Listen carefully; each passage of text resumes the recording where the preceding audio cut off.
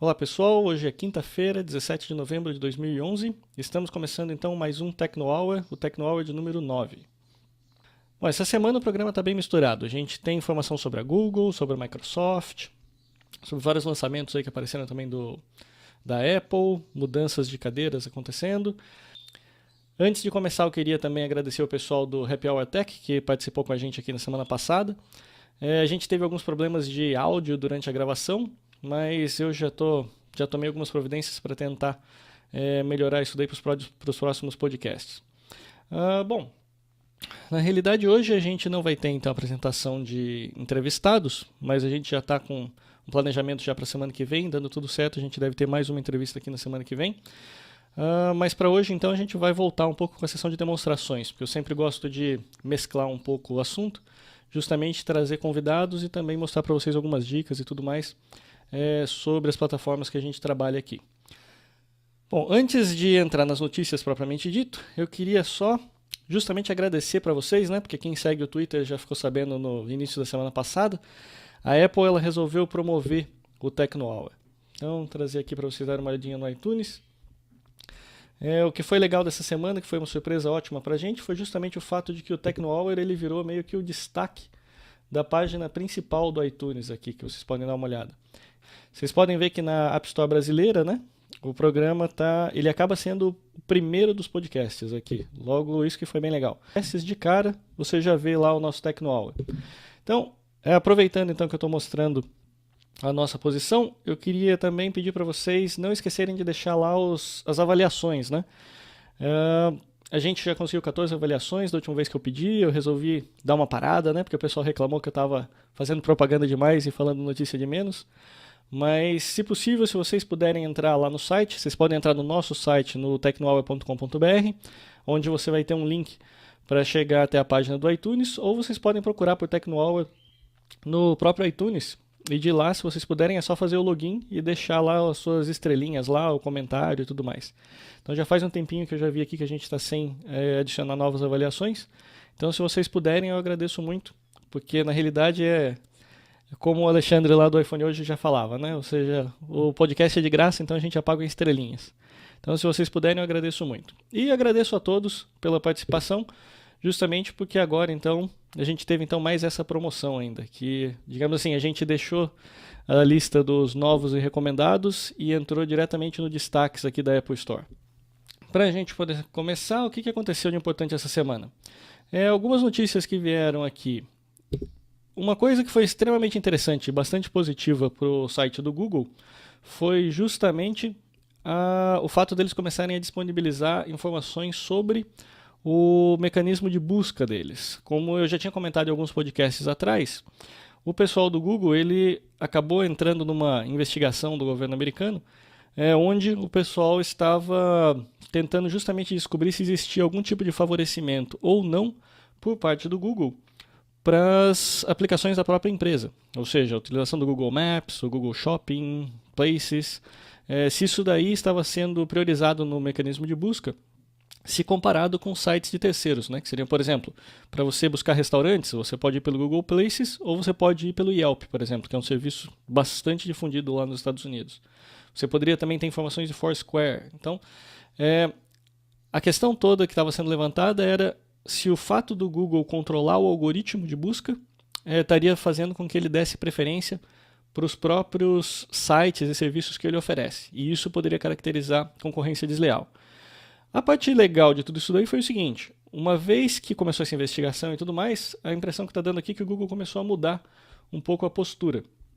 E o que ele está fazendo então? Ele, pela primeira vez, ele já tinha disponibilizado informações sobre o algoritmo antes, mas pela primeira vez ele começou a passar informações mais detalhadas sobre esse algoritmo. Então, o pessoal da Info aqui deu uma olhada, trouxe para a gente o link, e nesse link aqui, vocês podem, se vocês puderem ler inglês, vocês acabam dando uma olhada aqui vendo exatamente o que aconteceu, são 10 modificações que eles fizeram, justamente endereçando esse tipo de coisa, dizendo o que acontece com línguas que, por exemplo, não tem muitas páginas desenvolvidas naquela língua, eles pretendem traduzir do inglês então para essa língua e daí oferecer novos resultados, então eles estão muito bem definindo o como é que isso daí vai funcionar.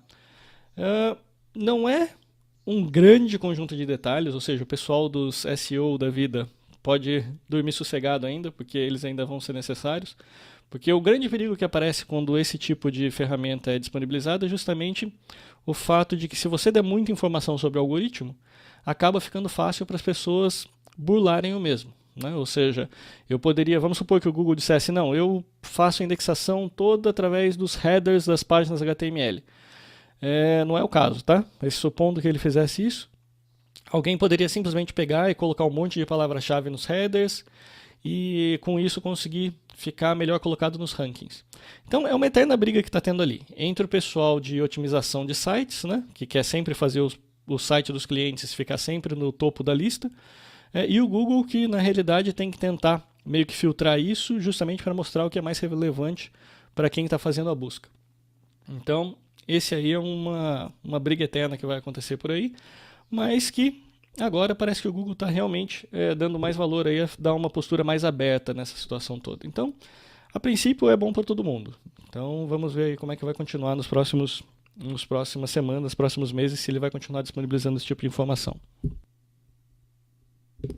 Depois, um dos lançamentos mais esperados que a gente teve aqui foi justamente o lançamento do código-fonte do Android 4.0, que é o Ice Cream Sandwich. O lançamento dessa plataforma do Android 4.0, ele já foi notícia algumas semanas atrás, a gente chegou a fazer até um especial aqui no Tecnohour sobre ele, mas o principal foi o seguinte, naquele momento o que aconteceu foi a demonstração das funcionalidades do sistema. Foi o lançamento também do Galaxy Nexus, mostrando como é que estava funcionando a parceria lá da Google, da Samsung e as novidades aí que vinham com o sistema operacional. Já o que a gente está falando agora é justamente código-fonte, porque vocês sabem que o Google, na realidade, ele não vende aparelho, né? Ou melhor, não vendia, agora vai ter usar Motorola, mas ele tem toda uma rede de parceiros lá onde ele disponibiliza então o sistema operacional para esses parceiros colocarem nos aparelhos celulares.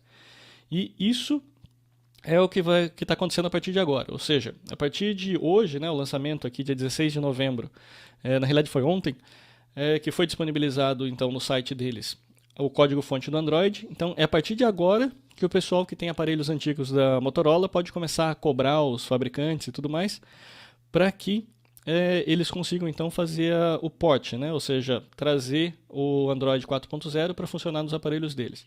Eu já mostrei no podcast da semana passada que não são todos os aparelhos que vão receber essa atualização, então vocês podem dar uma olhada no podcast anterior no link e dar uma olhada na tabela dizendo ali quais são os Androids que devem ou não receber.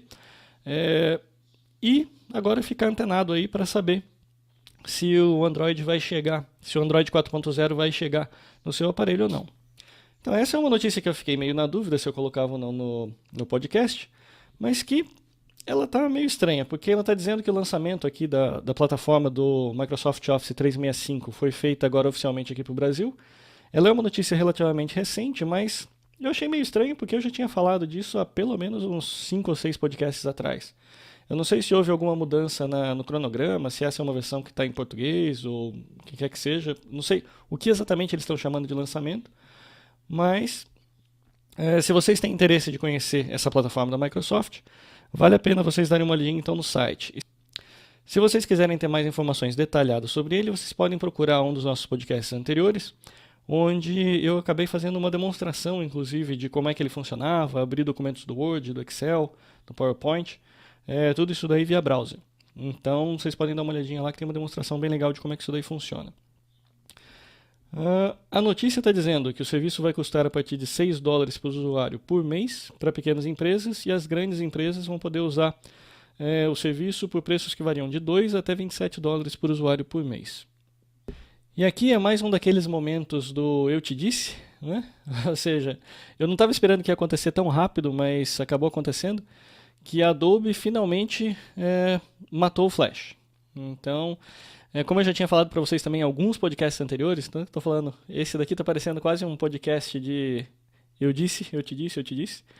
Mas o que aconteceu essa semana também foi o seguinte, a Adobe lançou um pronunciamento oficial dizendo que ela não vai mais continuar evoluindo o plugin de Flash para a plataforma móvel, tanto para smartphones e tablets, quanto também para Smart TVs, né? Que seria o caso da Google TV e tudo mais. Então, o Flash em si ele continua existindo, só que ao invés de ser uma tecnologia própria, né, que requer o plugin para funcionar, ele vai acabar funcionando de forma a gerar aplicativos móveis, seja em HTML5 ou seja em código nativo. Então ele acaba virando uma plataforma de desenvolvimento mais do que uma ferramenta propriamente de internet. E para quem está acostumado a comprar jogos online, que é o meu caso, teve uma notícia ruim essa semana. Que o que aconteceu essa semana foi que a Valve, que é a dona do Steam, lançou então essa nota dizendo que eles foram hackeados e os hackers teoricamente tiveram acesso a documentos confidenciais lá dentro do site deles. Isso afeta diretamente os usuários do Steam, né, que é justamente um software que é usado para fazer downloads de jogos e tudo mais. É como se fosse uma loja virtual, onde o pessoal de PC, de Mac, pode entrar e fazer compras. Eu já usava o Steam há algum tempo. Na realidade, o meu Call of Duty 3, né, que acabou de sair, que eu mostrei para vocês na semana passada, eu comprei através deles. Mas a diferença é a seguinte: como eu já não confiava na realidade no Steam há algum tempo atrás, eu nunca cheguei a deixar de informação de cartão de crédito lá dentro dele. O que eu usava era o PayPal. Então ele funciona muito bem com a integração com o PayPal. E esse é o tipo de coisa que eu recomendo, principalmente nesses sites que eles não são uma Apple, né? Digamos assim, se até a Sony, que é uma gigante da área de tecnologia, teve a PlayStation Network hackeada, eu acho que ninguém está realmente seguro. Então, eu tento focar nesses sites que são internacionais, que são mais visados, justamente porque eles já atingiram o tamanho suficiente para ser alvo de hacker. E ao mesmo tempo, eu acho que eles não têm uma plataforma de segurança tão boa quanto uma Apple, uma Sony ou uma Microsoft. Eu já considero esses sites já inseguros já de cara. Então o que eu faço nesses casos é justamente tentar ir para um site especializado, como é o caso do PayPal. Então eu deixo a minha informação de crédito no PayPal e daí, se for o caso, eu uso esses sites daí através do PayPal. Faço pagamento através dele. Então, para mim, não foi um grande problema esse problema dos hackers. Mas se você tem conta no Steam, não usa já há algum tempo e usou seu cartão de crédito lá para fazer compras, vale a pena você entrar lá então na loja e no mínimo trocar sua senha e ficar de olho na fatura do cartão de crédito para ver se não vai ter nenhum problema. A princípio, no comunicado, eles dizem que o hack foi somente na parte de fóruns, né, da comunidade, mas que eles não descartam a possibilidade do pessoal ter entrado e baixado também a questão dos cartões de crédito e tudo mais. Então, provavelmente a gente vai escutar mais sobre isso aí nas próximas semanas. Com isso a gente termina a parte de destaques e vamos entrar então na parte dos fatos rápidos. Então, o que aconteceu essa semana? Essa semana o Google Plus ele apareceu com a possibilidade, né, ele abriu a possibilidade para as empresas criarem perfis no Google Plus. Já vi coisas a favor e contra. Na realidade, assim, é bom o fato da gente conseguir criar páginas. Eu já fui até lá e criei a página do TechnoHour, mas tem um problema seríssimo com essa forma que o Google criou, que foi o seguinte: você tem que ser um usuário do Google Plus e quando você cria essa outra conta para empresas, ela acaba estando associada ao seu próprio Google Plus. Então, digamos assim, para mim, que sou o TechnoHour, não é um grande problema, porque afinal de contas, eu basicamente sou a empresa inteira. Eu apresento, eu coleto notícia, eu faço IT, tudo isso daqui é por minha conta. Então até aí tudo bem, porque eu vou conseguir chegar, entrar na minha conta, fazer o shift e atualizar as duas se eu precisar. Mas para uma empresa de verdade, né, grande, como é o caso, isso daí o pessoal lá do Leo Laporte, por exemplo, estava reclamando, o que acontece? Não é o próprio Leo que vai chegar e vai fazer essas atualizações, ou seja, tem alguém no time dele que vai ter que fazer as atualizações. E hoje não existe nenhum tipo de mecanismo de delegação que eu pudesse, por exemplo, ir até lá com a minha conta, criar essa página do Google Plus e delegar a responsabilidade de atualização para alguém. Então eu teria que, se eu quisesse passar isso daí para alguém, eu teria que dar meu login pessoal e senha pessoal para alguém da equipe para que eles pudessem fazer a atualização. Então, digamos assim, o Google liberou, mas é uma coisa que ainda está meio engatinhando. O que eu recomendo é, se você tem uma empresa ou uma consultoria, o que quer que seja, vale a pena você entrar lá agora e já pelo menos garantir seu nome. Só para garantir que ninguém por aí vai sair registrando o nome alheio que vai acabar depois causando problemas para você no futuro. Então vai até lá, cria a página. E daí a gente fica no aguardo para ver o que o Google vai conseguir fazer para deixar mais fácil para a gente essas atualizações. Outra notícia foi o lançamento do Kindle Fire, né? Ou seja, não foi bem um lançamento, que já aconteceu um tempo atrás, mas agora ele começou a chegar na mão dos consumidores. Então, Aqui também, mais uma vez, eu separei aqui dois links com relativa dose de polêmica, ou seja, a expectativa inicial era que o Kindle Fire fosse ser o primeiro iPad killer, né? Ou seja, o primeiro tablet com chances reais de conseguir brigar de frente com o iPad. E isso começou a cair por água assim que ele começou a ser entregue na mão dos usuários. Então aí você tem aqui, eu separei um site em português, que é o da Info, dizendo razões para o sucesso do Kindle Fire, e ali você vai ver tudo que a gente já comentou antes, que é a questão do ecossistema e tudo mais. Mas também já os primeiros reviews que começaram a aparecer nos Estados Unidos, uma vez que a gente não tem acesso a isso aqui no Brasil ainda, sobre as impressões iniciais, uma vez que você está com o produto na mão, né? E começa a ver se ele realmente se comporta bem e tudo mais. Então, tem bastante gente que não está gostando, ou seja, tem gente que está achando que é legal, que tem acesso ao Amazon e tudo mais, e ele é um tablet extremamente barato, mas ao mesmo tempo ele está deixando a desejar no quesito de performance, de navegação web. Isso daqui é uma coisa que a gente vai acabar escutando mais também ao longo agora das próximas semanas. Para quem trabalha com a Microsoft, então já saiu também no site da empresa que a versão do Windows 8 Embedded, né, que seria a versão para tablets, já deve ficar disponível a partir do primeiro semestre do ano que vem. Essa é uma notícia que vem da IDG Now. E eles dizem que o Windows 8 pode ser esperado no primeiro trimestre de 2012. Isso seria a versão para desenvolvedores. Então, eu acredito que até o final do ano de 2012 seria possível da gente pensar aí que o Windows 8 deve acabar entrando de vez na produção. E a gente deve começar a receber alguns tablets aí bem legais com essa plataforma. Uma baixa importante que aconteceu também essa semana foi a Logitech, que acabou deixando a Google TV de lado. Então, nesse artigo aqui vocês vão ver que esse daqui é um artigo que vem do Super Site for Windows, né, que é o do Paul Turut. E o que ele diz aqui é justamente a informação de que ele recebeu lá do pessoal da Logitech, que basicamente eles disseram que tiveram um prejuízo danado com a Google TV, ou seja, reclamaram. É aquela história, você nunca reclama abertamente do Google, mas nas entrelinhas aqui você acaba vendo que o pessoal não gostou nada do que aconteceu com a Google TV. Primeiro que eles acharam que foi lançado um produto meio que beta, né? Ou seja, eles confiaram no Google e acabaram recebendo um produto beta. Na realidade, na época todo mundo meio que sabia disso, mas todo mundo confiou meio que na marca de que tudo bem, a Google tanto faz, podia ser até alfa, vai vender. Então eles foram lá, fizeram não sei quantos centenas de milhares de Google TV. E o problema é que todo mundo começou a devolver, ninguém gostou da plataforma e tudo mais. Então, isso daí acabou então desestimulando todas as compras da primeira versão do Google TV. Na realidade o hardware seria até o mesmo, mas seria a versão 1.0 ou a primeira versão que o Google disponibilizou.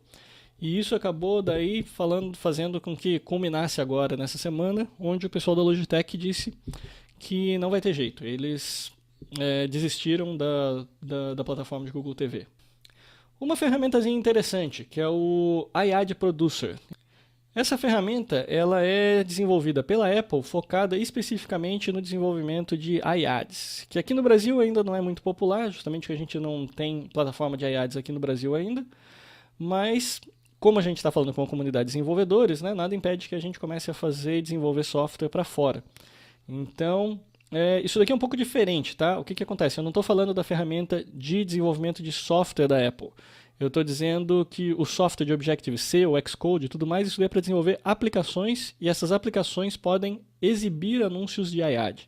O que foi lançado essa semana foi o iAd Producer, que é na realidade uma ferramenta também da Apple de desenvolvimento, separada do Xcode, mas que permite para você fazer desenvolvimento de código HTML5, ou seja, já focado especificamente em desenvolver propaganda que vai ser exibida dentro dos tablets e iPhone, né, da Apple.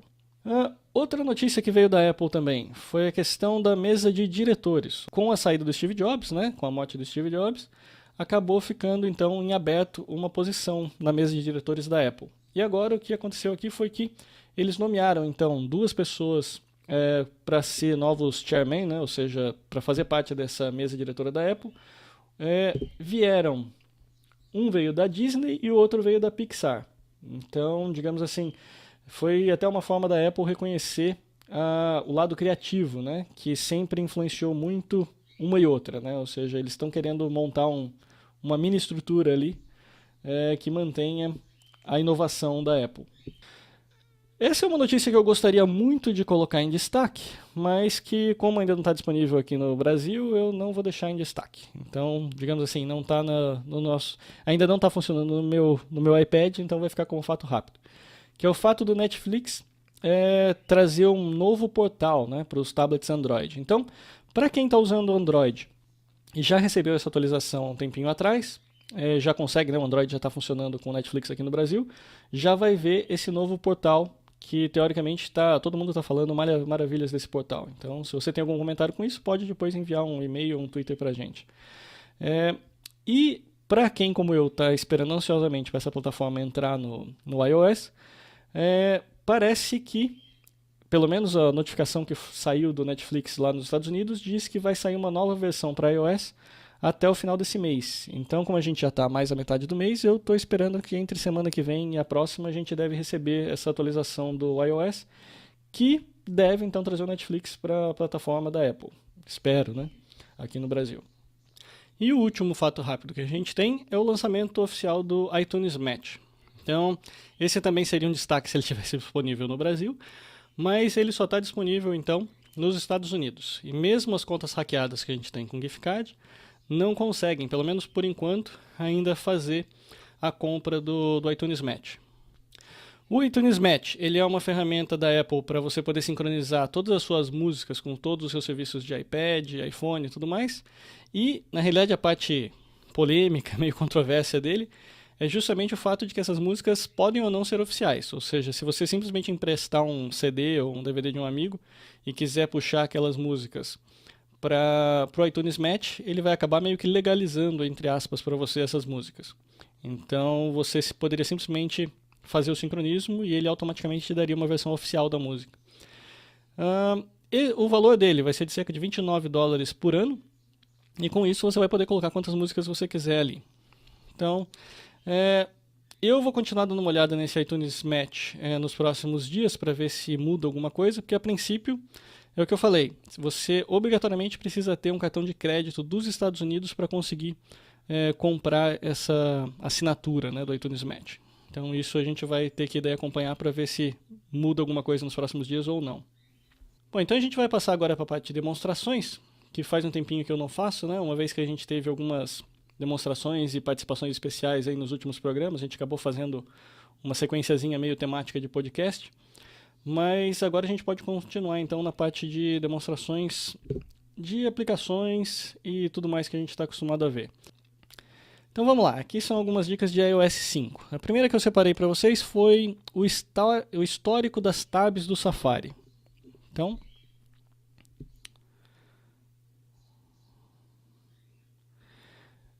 esse daqui é uma dica mesmo daquelas que se a gente não procurar, a gente não acha.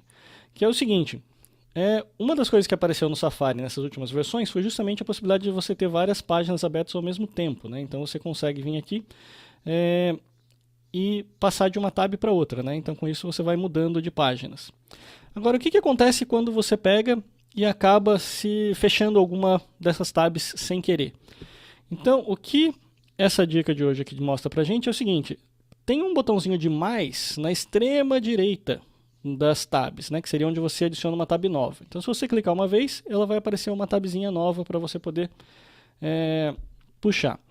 Agora, a dica é a seguinte, se você apertar esse maisinho e segurar, você vai ver que aparece um pop-up ali, né, uma janelinha, mostrando as últimas tabs que você fechou. Então isso daqui é extremamente útil se você estiver trabalhando com alguma coisa e acabou fechando uma tab meio sem querer, você pode vir aqui então e tornar a abrir. Ok? Então essa foi uma dicasinha do iOS 5 do Safari. Outra dica ainda do Safari seria a questão da lista de leitura, né? Bom, então como é que a lista de leitura funciona?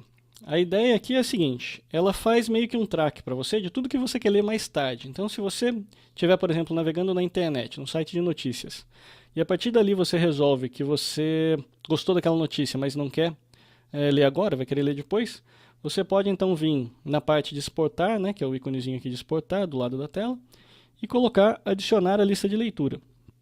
Quando você faz isso, automaticamente esse site entra na sua lista de leitura que está aqui como se fosse uma pastazinha dentro dos seus favoritos. A grande diferença entre a lista de leitura e os seus favoritos seria o seguinte: o favorito é um link, ou seja, você vai lá, guardou um link, vai ficar ali para o resto da vida para você poder guardar. A lista de leitura, ela faz esse gerenciamento para você se você já leu aquilo ou não. Então, se eu clicar aqui no tudo, ele mostra tudo que eu marquei a vida inteira. Aí acaba virando até como se fosse um favorito, né? Se você apertar o tudo. Ou seja, tudo que eu marquei a vida toda para entrar na lista de leitura. Agora, se eu quiser ver somente os não lidos, então ele mostra somente o que eu ainda não li. Então essa é a diferença que ele faz. Bom, agora eu troquei de página para vocês darem uma olhada numa outra funcionalidade ainda do Safari, que é justamente o botãozinho de leitor. Para eu poder fazer o gerenciamento do que eu li ou do que eu não li, eu tenho a lista de leitura. E uma funcionalidade interessante que o Safari também tem e funciona para alguns websites é o seguinte: quando esse botãozinho de leitor aparece aqui bem no mesmo campinho ali onde está aparecendo o endereço da página, eu posso apertar esse botãozinho de leitor. E aí, o que ele faz é trazer para mim uma versão aprimorada dessa página, como se fosse mesmo um livrinho, um PDF, alguma coisa assim. Isso acaba eliminando toda a distração que eu tenho do lado, né, com menus de tela e tudo mais, e transformando mesmo como se fosse num livro. Então eu posso pegar e ler inteirinho, mesmo que sejam várias páginas de internet, onde eu teria que apertar next, next, next, next e tudo mais para poder caminhar por ali. Na realidade, essa funcionalidadezinha de leitor, ele justamente elimina isso. Então ele traz o seu site inteirinho. Uma coisa nova que eu vi aparecer no iOS 5 foi que ele acaba perguntando para você, se você tem um site que é muito longo, igual o caso que eu estava lendo aqui, que seria a ferramenta de desenvolvimento do QuickTime.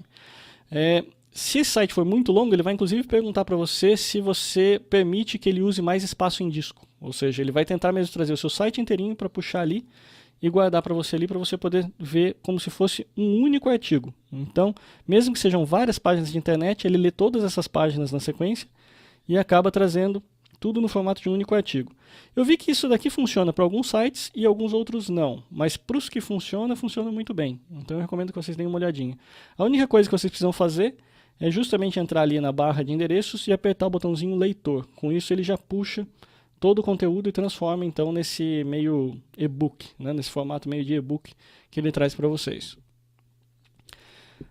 Um outro recurso que eu não havia comentado na última vez foi o recurso de lembretes. Bom, essa ferramenta de lembrete, eu não acho ela muito útil, principalmente aqui no iPad ou para ser usada de forma manual.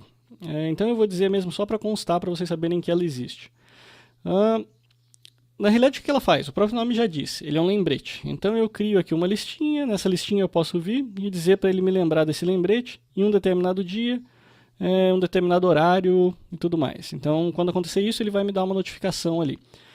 A vantagem ele está realmente sincronizado entre todos os aparelhos e ele fica um pouco mais interessante se eu colocar aqui a câmera o lembrete do iPhone.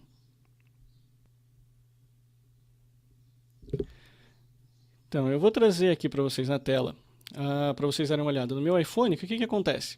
Não sei se vocês vão conseguir ver aí pelo brilho. Vocês podem ver que o mesmo lembrete que eu criei ali no iPad, ele também apareceu aqui. Então está tudo sincronizadinho, bonitinho com o iCloud. Vou criar aqui um outro. Teste 1.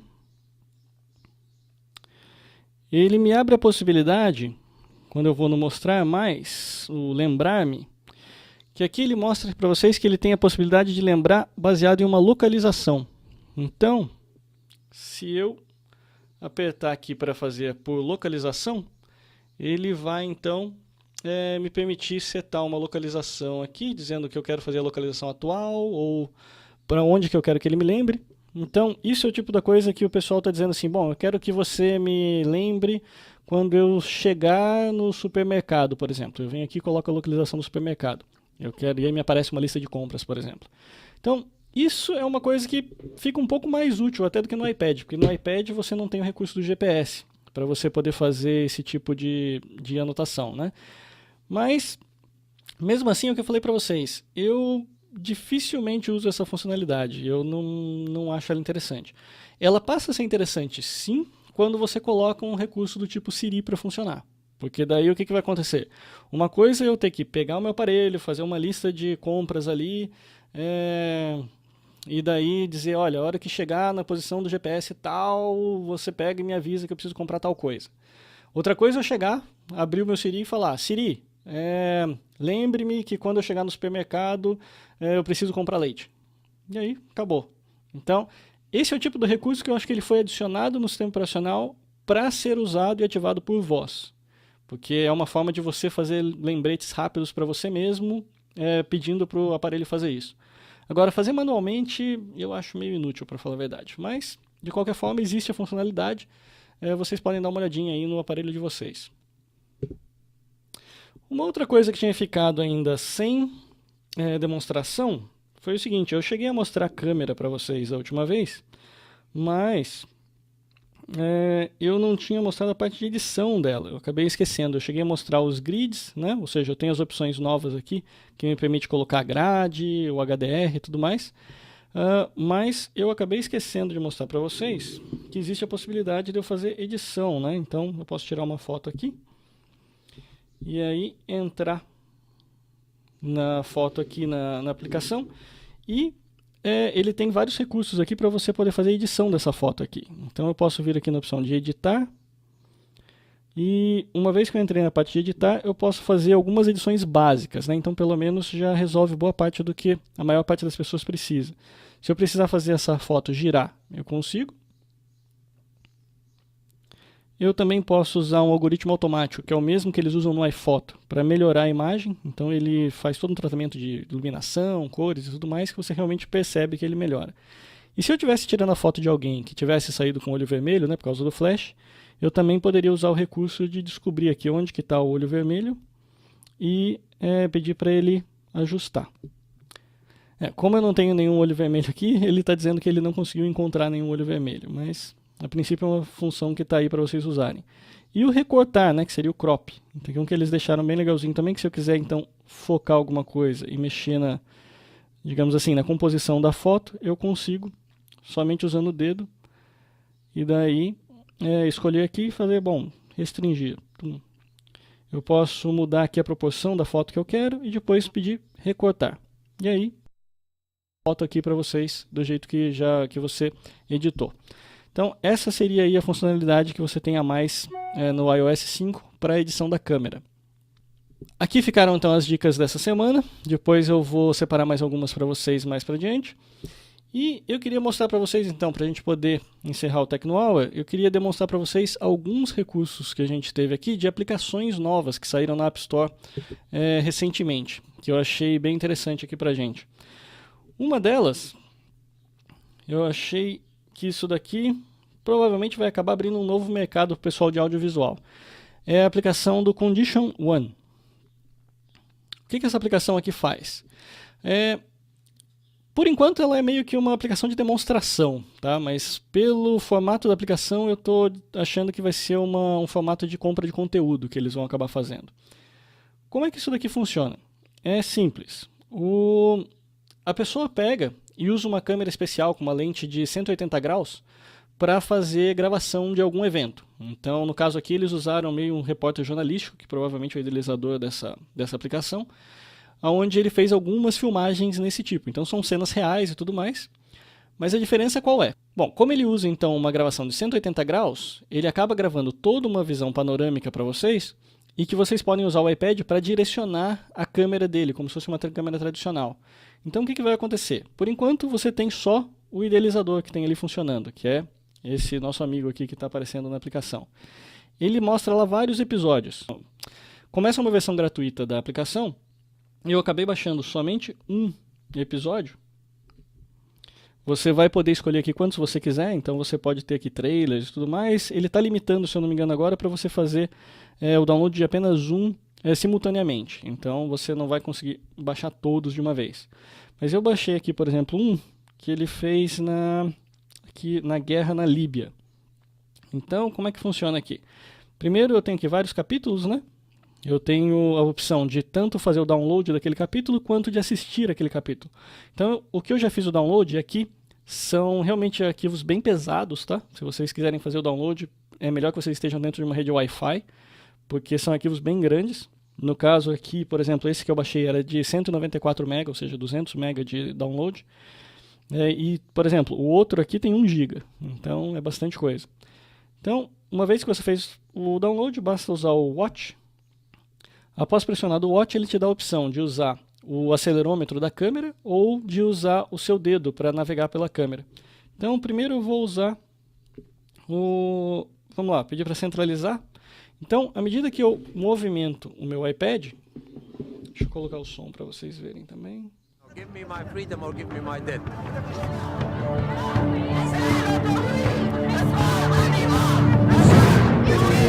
Vocês podem ver que você tem mesmo... Vocês podem ver que vocês têm o som mesmo, como se fosse um documentário. Vou até abaixar aqui para a gente poder continuar falando. Então você tem o som ali como um documentário e o que vai mostrar o que você está ou não vendo na câmera é justamente a movimentação do seu iPad. Então eu consigo, como se fosse, modificar mesmo toda a perspectiva da cena, era como se eu estivesse ali na cena de tudo que está acontecendo. Então se eu quiser prestar atenção em um determinado tiroteio, alguma coisa assim, eu posso seguir as pessoas que estão aqui do meu lado. Com isso eu consigo acompanhar. Por exemplo, eu estou acompanhando ali aquele carro. E tudo isso daí simplesmente fazendo a movimentação usando o acelerômetro do iPad. Então isso é um recurso bastante interessante, ele está no modo imersivo. Se eu quiser eu posso trocar e ficar no modo de toque, onde daí eu deixo o meu iPad paradinho e vou movimentando a cena com o meu dedo. Então isso permite também que eu possa ter mais ou menos informação sobre a cena. Então, é o que eu falei para vocês, essa daqui é uma aplicação daquelas que muda um pouco o conceito do que a gente está acostumado. Ou seja, até agora eu pelo menos não tinha visto nenhuma aplicação desse tipo na App Store. E o modelo de negócios dele ainda não está muito claro, mas a impressão que eu tenho é que ele vai acabar abrindo, na realidade, essa possibilidade de vários cineastas, ou o que quer que seja, lá, repórteres, qualquer tipo de vídeo que eu vou fazer, usem esse tipo de equipamento, faça a captura, então, e ele poderia daí distribuir isso através dessa aplicação. Como ela ainda está meio que em fase de demonstração, eu suponho, ou seja, só tem um filmmaker até agora, eu acredito que em breve a gente vai começar a ter mais informação. E esse Patrick aqui, né, que seria o único que a gente tem em conteúdo hoje, ele é um repórter de conflitos, né, e tudo mais, então esse é o principal conteúdo que a gente tem nessa aplicação hoje. Provavelmente isso daí vai mudar assim que ele conseguir mais gente para produzir conteúdo para essa aplicação. Ok? Então essa eu recomendo que vocês deem uma olhada. Ela está disponível gratuitamente na App Store e vocês podem baixar. Se vocês precisarem, dê uma olhada lá no nosso site, no tecnohour.com.br, e de lá vocês conseguem dar uma olhada no link. Outra aplicação que chegou aqui, né, o grupinho da Dragon, né, que chegou, eles já existiam. Essas daqui são aplicações de reconhecimento de voz. Sim. Bom, eles viram que o Siri não foi lançado ainda em vários países e tudo mais, e o pessoal da Nuance resolveu então trazer o Dragon aqui para o Brasil. A parte boa é que ele está suportando o português. A parte ruim é que, mais uma vez, a aplicação não reconhece tudo que deveria. Ele funciona relativamente bem comparado com o que você tem por aí disponível, mas ao mesmo tempo não dá para dizer que ela é perfeita. Então, por exemplo, eu vou fazer um teste aqui com vocês para vocês verem ela funcionando. Então a gente tem que apertar no toque para falar. Olá, esse é o Tecno Hour, o podcast de tecnologia.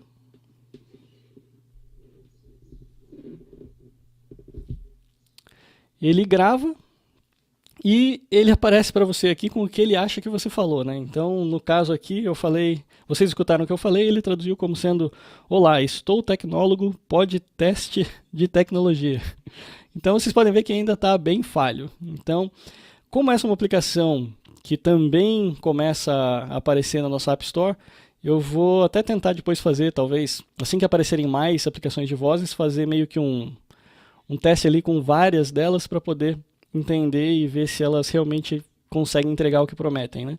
Mas, a princípio, se você falar com uma dicção muito boa e palavras muito bem definidas, tradicionais da língua portuguesa, porque o que aconteceu? Ali eu tive o podcast, porque eu falei podcast. Essa não é uma palavra de português, é uma palavra em inglês.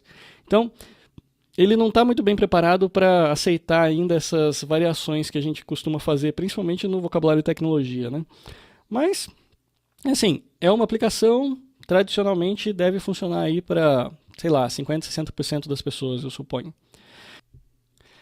Bom, a outra aplicaçãozinha do pacote Dragon é o Dragon Search, que agora também aceita buscas em português. E o que ele faz, na realidade, é simplesmente usar esse mesmo tipo de algoritmo de conversão de voz para fazer buscas na internet. No caso aqui, acredito que ele deve estar usando o Google na maior parte das vezes. Então, por exemplo, vamos tentar fazer uma busca. É o mesmo sisteminha. Essa daqui é uma aplicação só para iPhone, tá? Então ela funciona em... Eu tenho que fazer esticada. Luciano Godoy Fagundes. Então, pelo menos o meu nome ela aceitou bem. Então, ela fez uma busca aqui para mim no Google, trazendo tudo que existe a meu respeito. Luciano Fagundes, tem currículo, artigos e tudo mais que eu já desenvolvi. Então, você pode também procurar, por exemplo, por outras coisas. Vamos lá. Vídeo de tecnologia.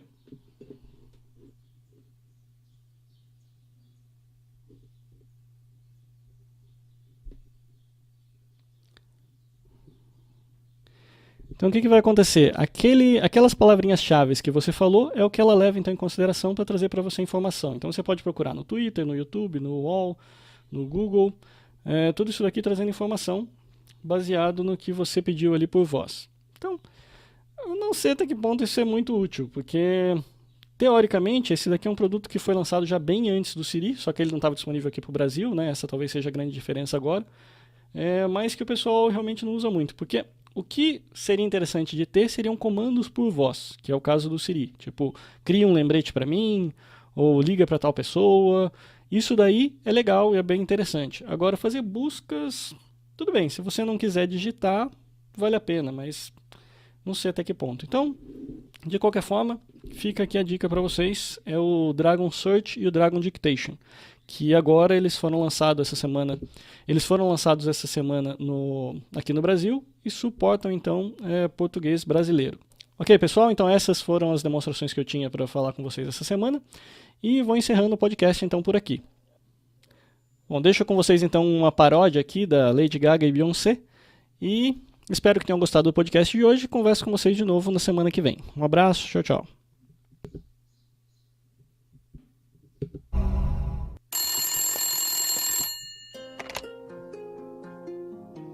What do you say, BK? You gonna tell me the concept for this telephone video or what?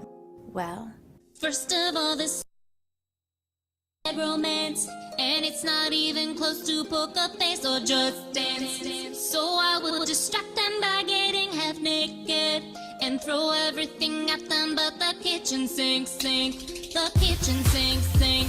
What do you think? I will prove that I don't have a penis, wink. First I'll get stripped naked by some burly prison guards, then make out with the she-male in the prison yard. This video seems goofy, you should just do it alone. Besides, I'm getting sick of all these songs about phones. Bail me out of jail, then we pause for some bad dialogue. We poison everyone, including a cute dog. Then we start to dance and there's dead people everywhere. As usual, I have lots of crazy crap in my hair. Product placement. Hide the dead bodies in the basement. Blood and guts and boobs and butts, and I just wanna make your head explode. Beep, beep, beep, beep, beep, beep, beep, beep. That was Lady Gaga in Morse code. If you think I'm doing this, then you're a crazy bastard. You must have blown a gasket. Are you tripping on acid? As a child, were you abused by some big crazy bastard? And did he ever make you place the lotion in the basket? I just wanna do a simple shoot with dancing. You used to be a diva, now you're Marilyn Manson. You're gonna do my video and do it my way. I'd hate for something bad to happen to your family. My family, eh? That's right, Beyonce. A piano might accidentally fall on J.